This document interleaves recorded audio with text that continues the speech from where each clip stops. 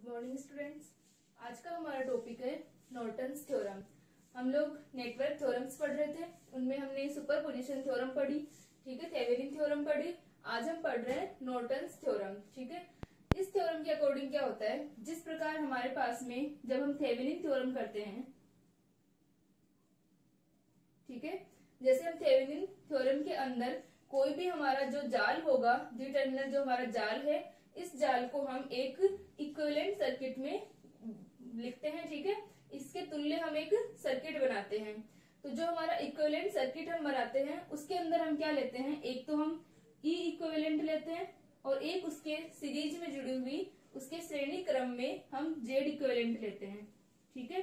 तो यहाँ पर हमारे पास में जो जेड इक्विवेलेंट होता है वो क्या होता है, वो सारी प्रतिबाधाएं, उनका जेड इक्विवेलेंट हम लेते हैं जब हम स्रोत को उसकी आंतरिक प्रतिबाधा से प्रतिस्थापित कर देते हैं, यानी जो हमने सोर्स लिया है उसे हम क्या करते हैं, उसे हटा देते हैं, और अगर उसका इंटरनल रेजिस्टेंस गिवन है तो उसकी जगह हम उसको रख लेते हैं, ठीक है।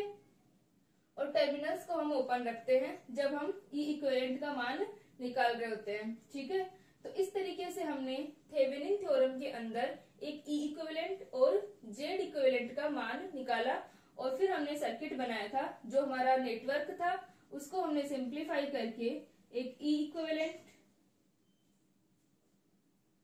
और एक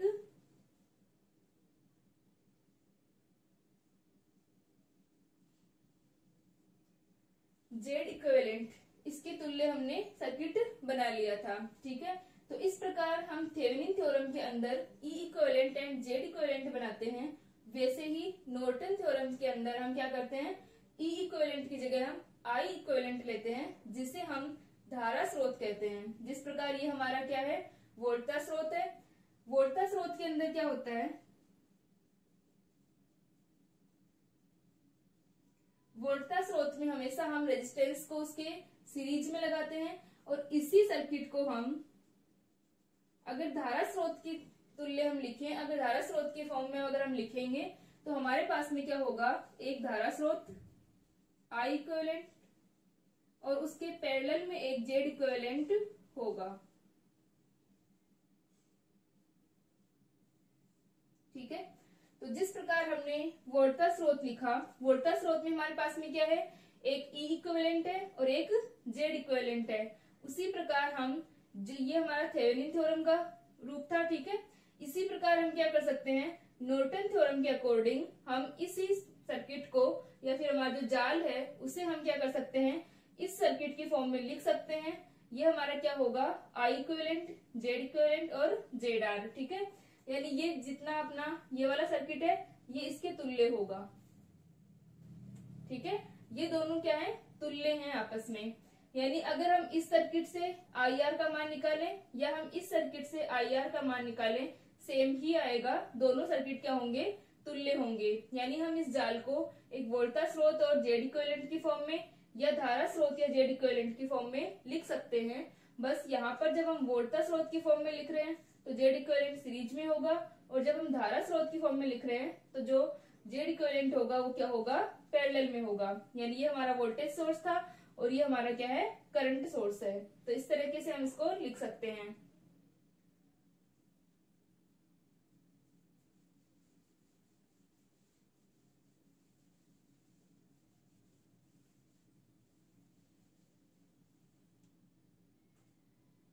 तो जो हमारी नॉर्टन थ्योरम है इसका स्टेटमेंट क्या होता है कि इस प्रमेय के अनुसार जो हमारे पास में विभिन्न सोर्स जो लगे हुए हैं, बहुत सारे सोर्स से युक्त जो हमारा जाल होगा, ठीक है, जिसमें सोर्स और प्रतिबाधाएं लगी हुई हैं, इम्पीडेंस लगी हुई है, उस ये जो हमारा डी टर्मिनल जटिल जाल है, ठीक है, उसको हम क्या कर सकते हैं, एक करंट सोर्स और उसके पैरेलल में लगी हुई इम्पीडेंस के तुल्य लिख सकते हैं, ठीक है। यानी हमारा जो धारा जनित है और उसके समांतर में प्रतिबाधा जेड इक्विवेलेंट के तुल्य माना जा सकता है इस जटिल जाल को, इस कॉम्प्लेक्स नेटवर्क को, ठीक है। जो धारा जनित से उत्पन्न धारा होगी आई इक्विवेलेंट, उसका मान क्या होगा, दो टर्मिनलों के मध्य प्रवाहित लघुपथित धारा के समान, ठीक है। यानी जो हम आई इक्विवेलेंट निकालेंगे वो आई इक्विवेलेंट क्या होगी, आई एस सी होगी, शॉर्ट सर्किट करंट होगी। ठीक है, आई इक्विवेलेंट जो हो जाएगी वो हमें कब मिलेगी, उन दो टर्मिनलों के मध्य प्रवाहित धारा जब हम क्या कर रहे हैं, उन्हें शॉर्ट कर रहे हैं। ठीक है, जिस तरह से हमने थेवेनिन के अंदर ओपन किया था वैसे ही हम क्या करते हैं, यहाँ पर हम शॉर्ट करते हैं सर्किट को और आई इक्विवेलेंट का मान निकालते हैं। ठीक है, और जो हमारी प्रतिबाधा होगी वो क्या होगी, जेड इक्विवेलेंट का मान टर्मिनलों के मध्य प्रभावी प्रतिबाधा के बराबर होगा, जबकि जाल के स्रोतों को उनकी आंतरिक प्रतिबाधाओं से प्रतिस्थापित कर दिया गया है। ये सेम वैसे उसके अंदर था कि जब हमारे पास में कोई भी सोर्स गिवन है तो उस सोर्स की जो इंटरनल रेजिस्टेंस होगी उसको तो हम रख लेंगे और सोर्स को हम हटा देते हैं। ठीक है, और फिर हम एक इफेक्टिव इम्पिडेंस निकालते हैं, वो हमारी क्या होगी, जेड इक्विवेलेंट होगी। ठीक है, और जेड इक्विवेलेंट का मान निकाल लेंगे हम, और जो हमारी आई इक्विवेलेंट है वो आई एस सी है, शॉर्ट सर्किट करंट है, यानी हम टर्मिनल्स को क्या कर रहे हैं, शॉर्ट कर रहे हैं। ठीक है, तो इस तरीके से हम आई इक्विवेलेंट एंड जेड इक्विवेलेंट निकाल करके उसे एक करंट सोर्स और पैरेलल में लगी हुई इम्पीडेंस के इक्विवेलेंट सर्किट हम बना लेंगे। ठीक है, यही हमारी नॉर्टन्स थ्योरम होती है। तो सबसे पहले जैसे हम इसको प्रूफ करने के लिए हम थेवेनिन थ्योरम के अकॉर्डिंग इसे प्रूफ करते हैं।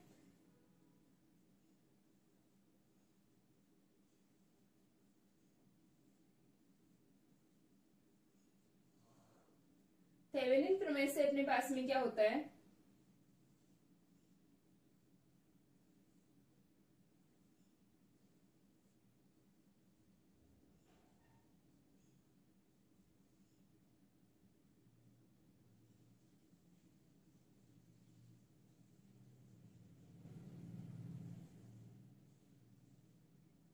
जेड इक्विवेलेंट और ये हमारा क्या है, जेड आर है। ठीक है, तो यहां से अपने पास में क्या हो जाएगा कि ये हमारे टर्मिनल्स हो गए ए और बी टर्मिनल्स, और ये इसमें फ्लो होने वाली करंट क्या थी, आई आर थी। तो ये हमारा थेवेनिन थ्योरम का रूप है। तो थेवेनिन थ्योरम से आई आर करंट क्या होगी वो हम देख लेते हैं। तो आई आर इक्वल टू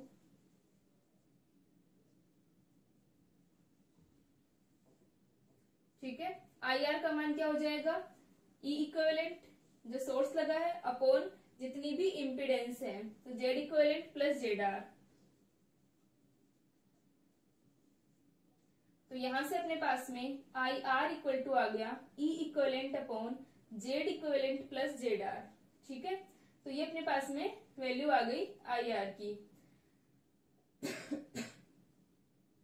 तो जो अपने पास में आई आर आया है वो हमने थेवेनिन थ्योरम से लिखा है। अब हम देखते हैं कि अगर हम इसके तुल्य सर्किट बनाए, यानी नॉर्टन थ्योरम का अगर हम सर्किट बनाए तब भी क्या करंट का मान यही आता है। ठीक है, तब तो क्या हो जाएगा कि हम सर्किट को जिस तरह से थेवेनिन थ्योरम की फॉर्म में लिखते हैं वैसे ही हम नॉर्टन तुल्य सर्किट भी बना सकते हैं। तो यहाँ पर इसका स्टेटमेंट लिख ले पहले।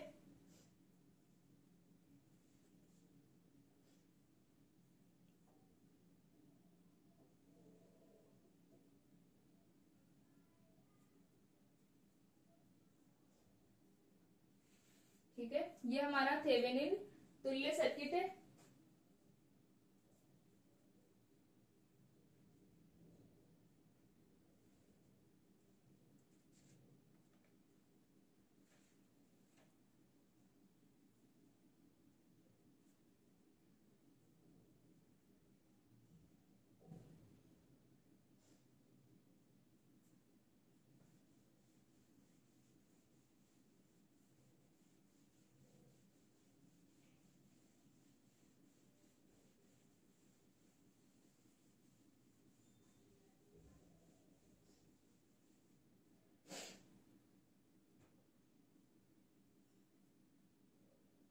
ठीक है, यहाँ तक हो गया अपना थेवेनिन थ्योरम से हमने ये सर्किट बना लिया।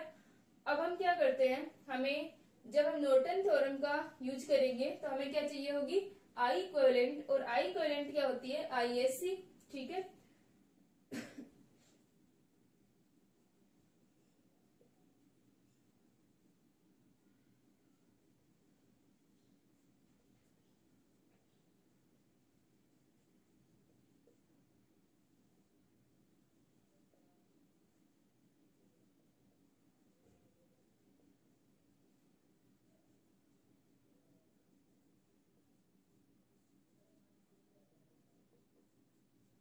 ठीक है। अब हम क्या करें, ए तथा बी टर्मिनल को लघुपथित करते हैं तो क्या होगा, लघुपथित हम सॉर्ट कर रहे हैं।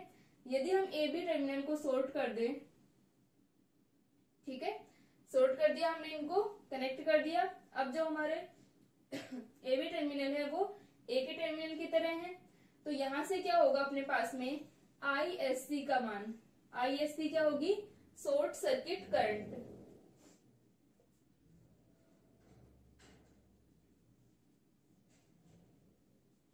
आईएससी क्या हो गई, अब इस सर्किट में फ्लो होने वाली करंट, क्योंकि यहाँ पर अपने पास में अब जेड आर का कोई मतलब नहीं है, यहाँ से हमने ए बी को सॉर्ट कर दिया है, ठीक है। तो आईएससी क्या हो गई, ई इक्विवेलेंट अपॉन जेड इक्विवेलेंट, ठीक है, और इसे हम क्या कहते हैं, आई इक्विवेलेंट कहते हैं, ठीक है। तो अब हम क्या करते हैं, इसका हम नॉर्टन तुल्य परिपथ बनाते हैं। जेड इक्विवेलेंट वही रहेगा जो हम थेवेनिन के अंदर निकालते हैं। तो यहां से अपने पास में क्या आ गया कि जब हम इसका नॉर्टन तुल्य परिपथ बनाएंगे,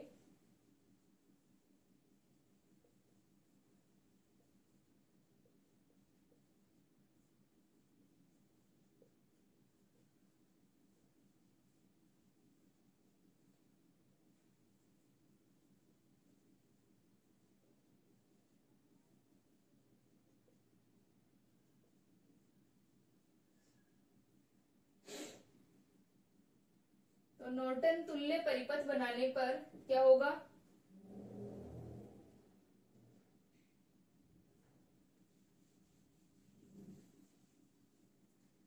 ठीक है, नॉर्टन इक्विवेलेंट सर्किट हम बना रहे हैं। तो नॉर्टन इक्विवेलेंट सर्किट के अंदर क्या होगा, ई इक्विवेलेंट की जगह आई इक्विवेलेंट होगा, और जो जेड इक्विवेलेंट है वो सीरीज में लगने की बजाय पैरेलल में होगा, ठीक है। तो यहां से अपने पास आ जाएगा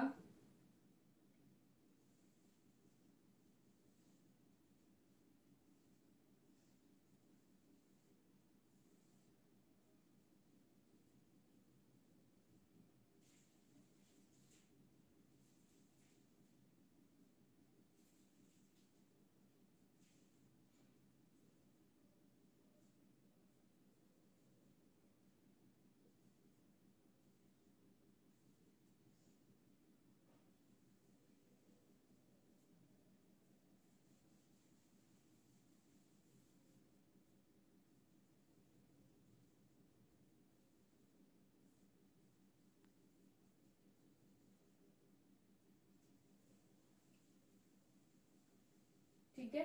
तो जब हमने थेवेनिन थ्योरम से आई आर का मान निकाला था, तो I R equal to E equivalent upon Z equivalent plus Z R आया था, ठीक है। अब हम क्या करते हैं, हमने इसका नॉर्टन तुल्य परिपथ बनाया, ठीक है। आई इक्वलेंट का मान हम आई एस से निकालेंगे, ठीक है, और जेड इक्वलेंट वही रहेगा जो हमारा थेवेनिन के अंदर होता है। और यहां से हमने इसको सर्किट बनाया, तो इसके अंदर हम क्या निकालेंगे, आई आर डैश निकालेंगे,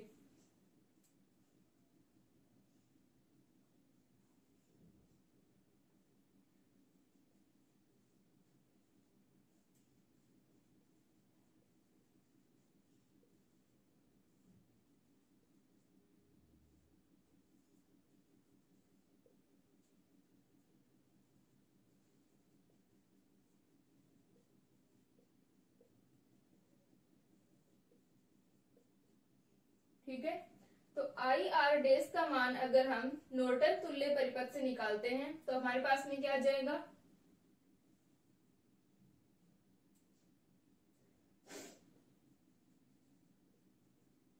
आई आर डैश इक्वल टू, अब ये जो हमने यूज किया हुआ है वो हमारा क्या हो जाएगा, इस आई आर डैश का मान क्या होगा, इस सर्किट में फ्लो होने वाली करंट, ठीक है। तो यहां से अपने पास में क्या हो गया कि यहाँ पर वोल्टता कितनी है, I equivalent into Z equivalent, ठीक है। ये हमारे पास में सोर्स है complete, I equivalent into Z equivalent upon प्रतिबाधा कितनी हो गई, Z equivalent plus Z R, ठीक है। तो यहां से हमारे पास में आई आर डैश का मान क्या आएगा, जितना हमारा सोर्स प्रेजेंट है अपॉन जितनी प्रतिबाधा है Z equivalent plus Z R, ठीक है। तो ये हमारी क्वेश्चन नंबर 1। तो समीकरण 2 से इसे मान रख दें,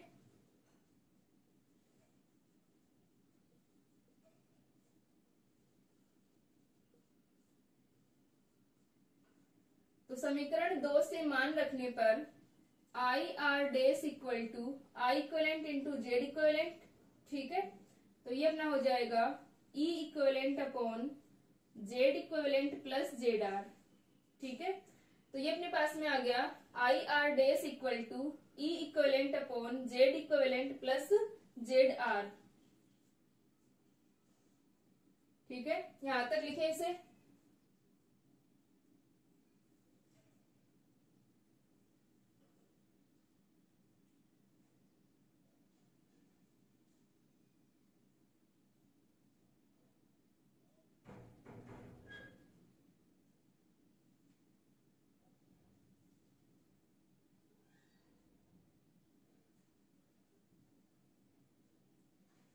ठीक है, यहां तक हो गया। तो यहां से हम देख सकते हैं समीकरण 3 तथा 4 से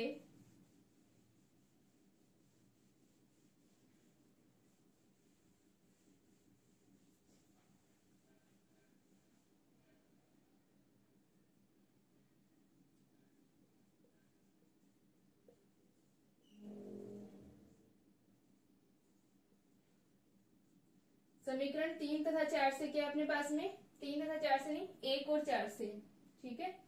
तो समीकरण 1 और 4 से आई आर और आई आर डेस का मान क्या हो गया, इक्वल है।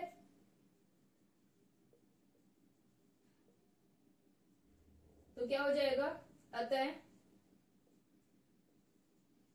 थेवेनिन थ्योरम, थेवेनिन प्रमेय से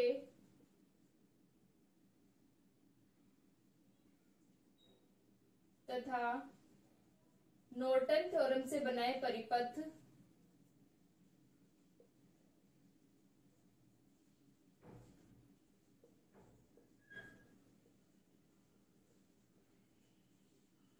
तुल्य होते हैं।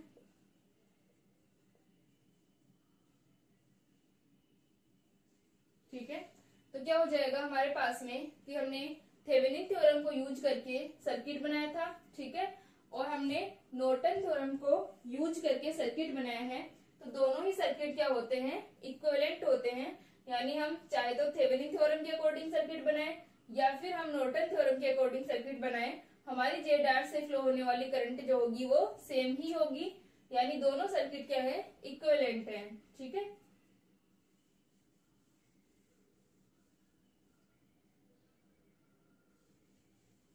तो यहां से अपने पास में क्या हो गया कि ये नॉर्टन प्रमेय की पुष्टि होती है। ठीक है, अब यदि हम लोड पर वोल्टता देखें, यहां से हम लिख सकते हैं कि अतः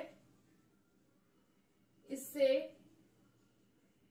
नॉर्टन प्रमेय की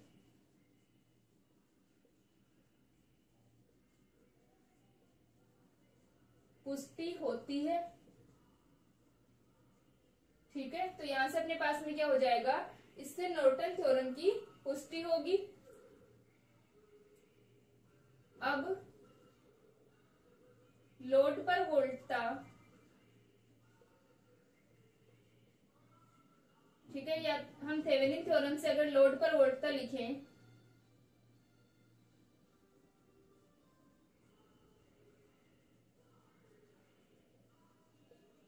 लोड पर वोल्टता, तो लोड पर वोल्टता क्या हो जाएगी, लोड पर वोल्टता equal to E R equal to I R into Z are.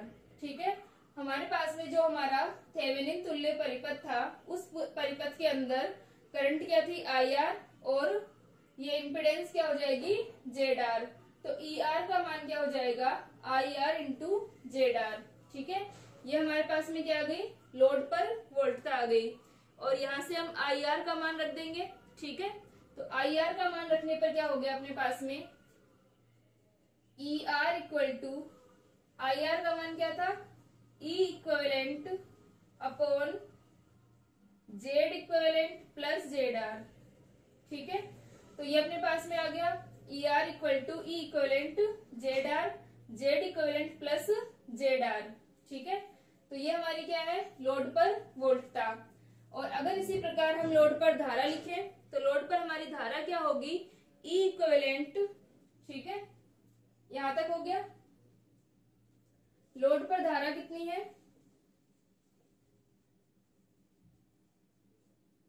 I R equal to E equivalent upon Z equivalent plus Z R. ठीक है, तो ये अपने पास में क्या आ गई, लोड पर धारा आ गई। ये हमने क्या लिखी थी, लोड पर वोल्टता और लोड पर धारा, यानी इसे हम क्या लिख सकते हैं, Z equivalent I equivalent upon Z equivalent plus Z R. ठीक है, तो यहां से हम अगर इस पूरे को जेड इक्विवेलेंट जेड आर से डिवाइड कर दें, यहां तक लिख लें एक बार इसे। ठीक है, यहां पर अपने पास में क्या आ गई, लोड पर धारा आई आर आ गई। ठीक है,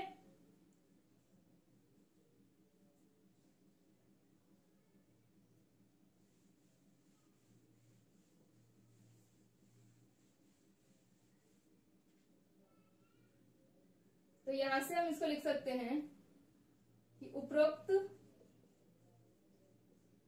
को Z equivalent into Z R से हर वह अंश में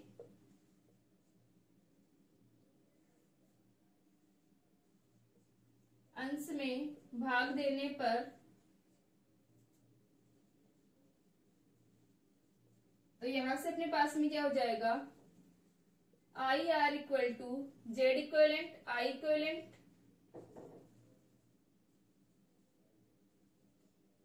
divided by Z equivalent Z R upon Z equivalent upon Z equivalent Z R plus Z R Z equivalent plus Z R. ठीक है, तो ये अपने पास में आ जाएगा I R equal to Z equivalent I equivalent. ठीक है, और जेड इक्विवेलेंट से Z equivalent cancel, I equivalent 1 upon Z R, और ये हो जाएगा अपने पास में 1 upon Z R plus Z equivalent, और इसे हम लिख सकते हैं I R equal to I equivalent Y R upon Y R plus Y equivalent. ठीक है, तो जहां तक हमने I R equal to I R dash लिखा था और थेवेनिन एंड नॉर्टन जो हमारे सर्किट थे उनको तुल्य बताया था, वहां पर हमारी क्या हो गई थी, नॉर्टन थ्योरम की पुष्टि हो गई थी। लेकिन अगर हम जेड आर यानी जो हमारी लोड ये है इम्पीडेंस, ठीक है, इसे हम यदि हम इसके ऊपर वोल्टता लिखना चाहें तो क्या हो जाएगी, E R I R into Z R, और यहाँ पर जो करंट थी वो क्या थी, हमारी आई आर थी, और इसे हम प्रवेश्यता की फॉर्म में लिख सकते हैं, क्योंकि जब हम करंट सोर्स की बात कर रहे होते हैं तो जब हम नॉर्टन थ्योरम के अंदर करंट सोर्स और ये आई इक्विवेलेंट इंटू जेड इक्विवेलेंट की फॉर्म में लिखेंगे तो हम क्या कर सकते हैं, यहाँ पर हम प्रतिबाधा की जगह प्रवेश्यता को यूज ले सकते हैं। तो यहाँ पर अपने पास में क्या जाएगा, I R equal to I equivalent Y R upon Y R plus Y equivalent, और जो हमारी प्रवेश्यता होती है एडमिटेंस वो क्या होगी, इसका इनवर्स होगी 1 अपॉन जेड इक्विवेलेंट या 1 अपॉन जेड होगी। ठीक है, वाई क्या है, हमारी प्रवेश्यता है, एडमिटेंस है। तो यहां से अपने पास में क्या आ गया, एडमिटेंस का मान आ गया। ठीक है, यहां तक लिख लें से, फिर हम नॉर्टन थ्योरम के ऊपर एक एग्जांपल सोल्व करते हैं।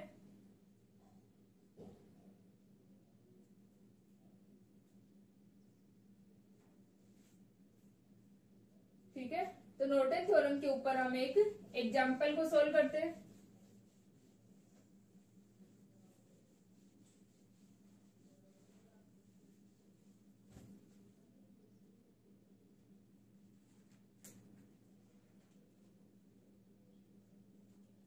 हमें क्वेश्चन गिवन है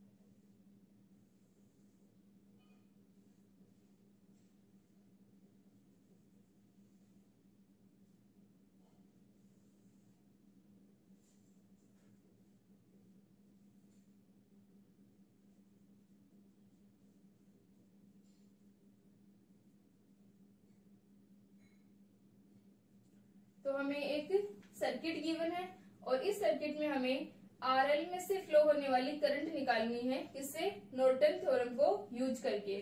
ठीक है, तो पहले तो हमें नॉर्टन प्रमेय के अनुसार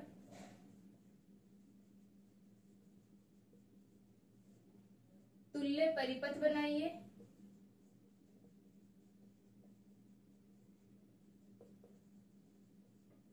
ठीक है, तथा प्रतिरोध आरएल से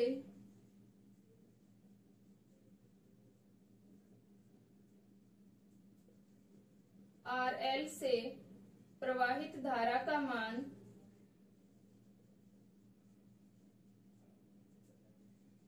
ज्ञात कीजिए। ठीक है, तो हमें क्या करना है, हमें एक सर्किट गिवन है, इस सर्किट में आरएल से फ्लो होने वाली हमें करंट निकालनी है और वो किसको यूज करके? नॉर्टन थ्योरम को यूज करके निकालनी है और हमें इसका नॉर्टन इक्विवेलेंट सर्किट बनाना है। ठीक है, ये बना लें। अब हम इसको सॉल्व करते हैं।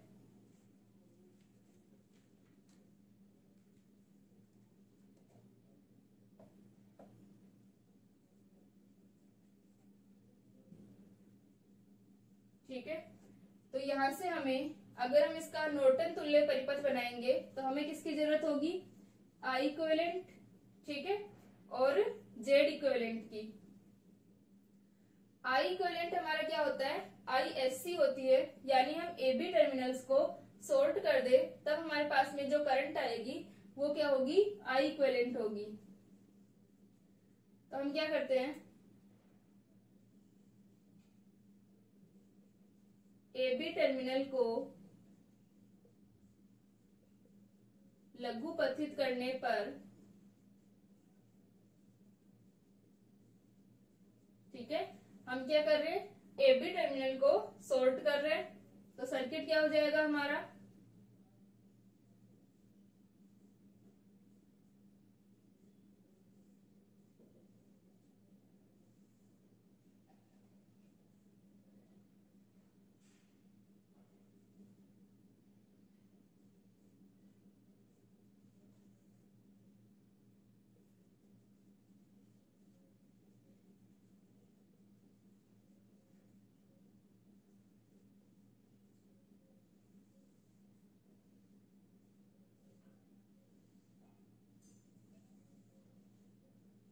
ठीक है, तो जैसे ही हमने ए बी टर्मिनल को शॉर्ट किया तो हमारा जो सर्किट है वो इस फॉर्म में आ जाएगा और अब जो फ्लो होने वाली करंट होगी वो क्या होगी? I S C, I equivalent होगी। ठीक है, तो इस सर्किट से हम आई एस सी का मान निकालें तो आई एस सी क्या होगा? एक हमारा ये वाला सोर्स लगा हुआ है, ठीक है, एक अपने पास में ये वाली वैल्यू है, तो ये दोनों मिलकर के अपने पास में क्या होंगी? आई एस सी होंगी। तो आई एस सी या आई इक्विवेलेंट क्या हो गया? E1 अपॉन R1 प्लस का E2 अपॉन R2। ठीक है, तो ISC का मान क्या हो गया अपने पास में? E1 upon R1 plus E2 upon R2। ठीक है, 12 अपॉन 20 प्लस 6 अपॉन 30 और ये अपने पास में आ जाएगा 12 अपॉन 20 है। ठीक है,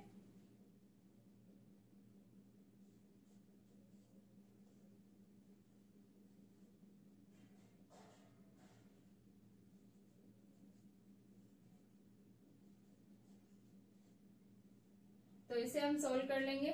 ठीक है, ये अपने पास में क्या आ गया? 12 अपॉन 20, 4 से अगर हम डिवाइड करें इनको तो ये हो जाएगा 3 और ये हो गया 5।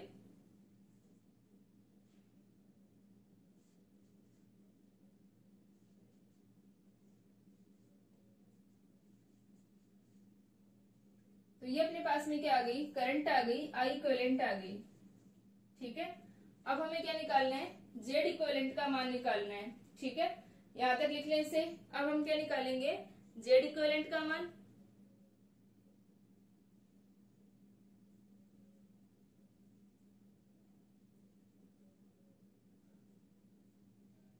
ठीक है, तो यहां से अपने पास में क्या हो गया?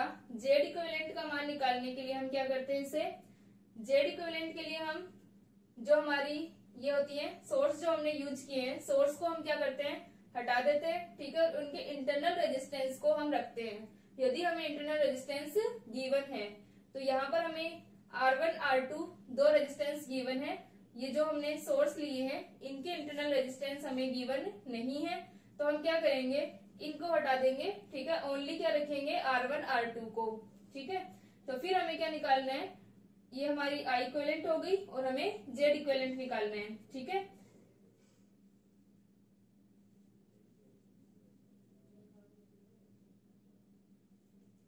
इसको सही कर लें।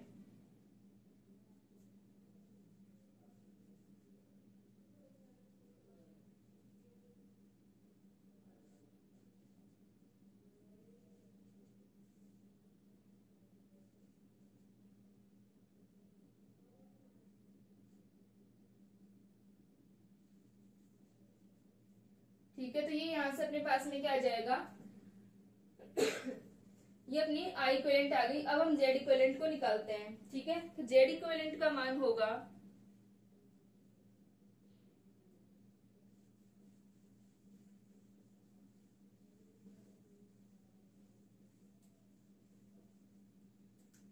Z इक्विवेलेंट के लिए अपने पास में आ जाएगा Z equivalent equal to circuit क्या हो जाएगा अपने पास में,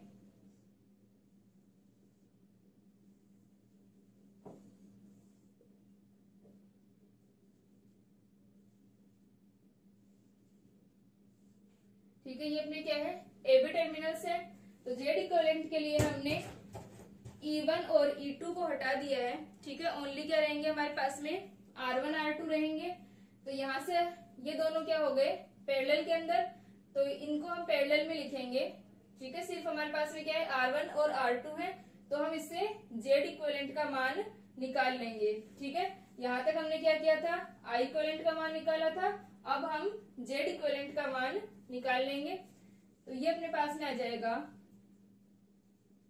R1 R2 upon R1 plus R2, ठीक है। तो Z equivalent equal to R1 R2 upon R1 plus R2,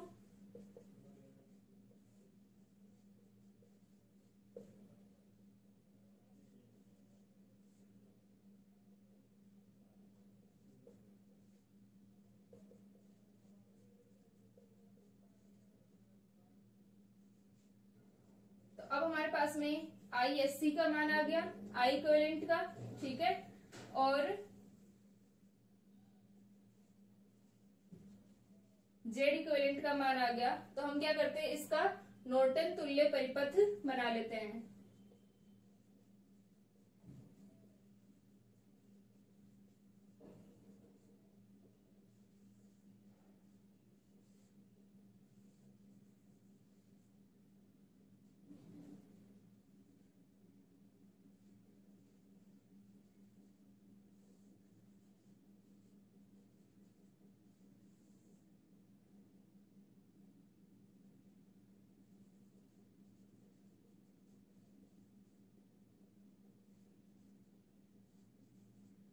तो ये हमारा क्या हो गया, नॉर्टन तुल्य परिपथ हो गया, जो सर्किट हमें गिवन था उसका नॉर्टन तुल्य परिपथ। अब हम इसको सोल्व करके IR का मान निकालेंगे, यानी जो हमारी RL में से फ्लो होने वाली करंट है हम उसका मान निकाल लेंगे, ठीक है। इसको यहां तक लिख लें।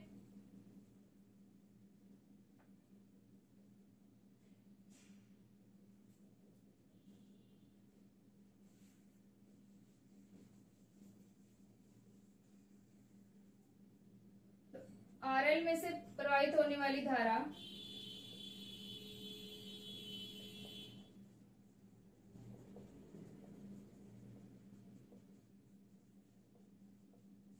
ठीक है, तो RL से प्रवाहित होने वाली धारा का मान क्या होगा,